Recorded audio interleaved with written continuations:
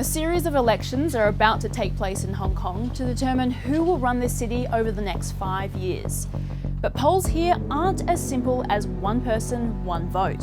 And not just anyone can run for a seat on the city's top governing body, the Legislative Council, or stand as a candidate to become Hong Kong's top leader, the Chief Executive. Here's how Hong Kong elects, or rather selects, its government. In 2021, China's central government in Beijing passed a sweeping overhaul of Hong Kong's electoral system. It said the changes were needed in the wake of the 2019 anti-government protests to ensure that Hong Kong is ruled by patriots. But critics say the changes stack Hong Kong's decision-making bodies with people from pro-Beijing groups and shut out the opposition.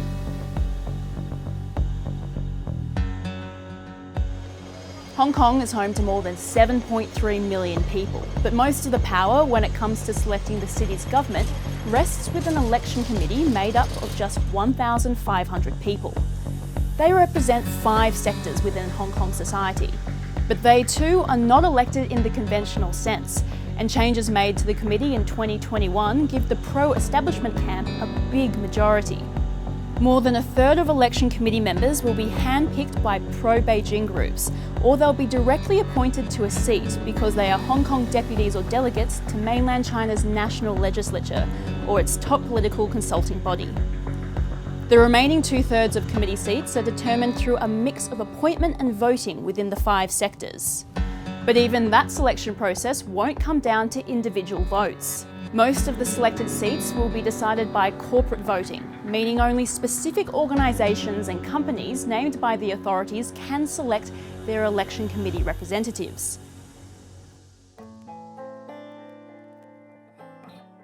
The election committee nominates candidates to run for seats in Hong Kong's Legislative Council, which debates proposed bills and passes them into law.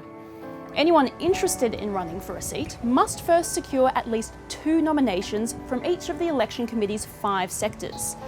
They must also pass a vetting process by a newly established review committee, which takes advice from the city's National Security Police.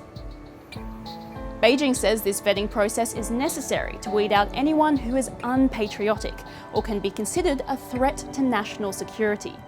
In addition to nominating members, the election committee itself also holds 40 of LegCo's 90 seats. They can be occupied by committee members or others who garner enough support from the committee to get appointments to those seats. Of the remaining 50 seats in LegCo, 30 will be chosen by trade-based functional constituencies, and 20 will be chosen by Hong Kong residents in an election. That means just 22% of seats in LegCo will be determined through direct votes cast by Hong Kongers.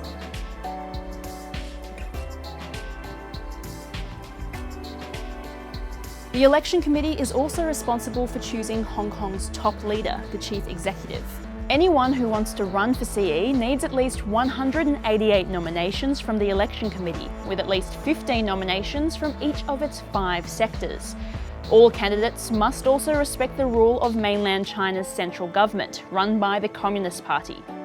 Once the candidates are determined, all 1,500 members of the election committee will vote in a secret ballot on a one-person, one-vote basis. Whoever gets the most votes wins, and is then appointed to the post of CE by the central government.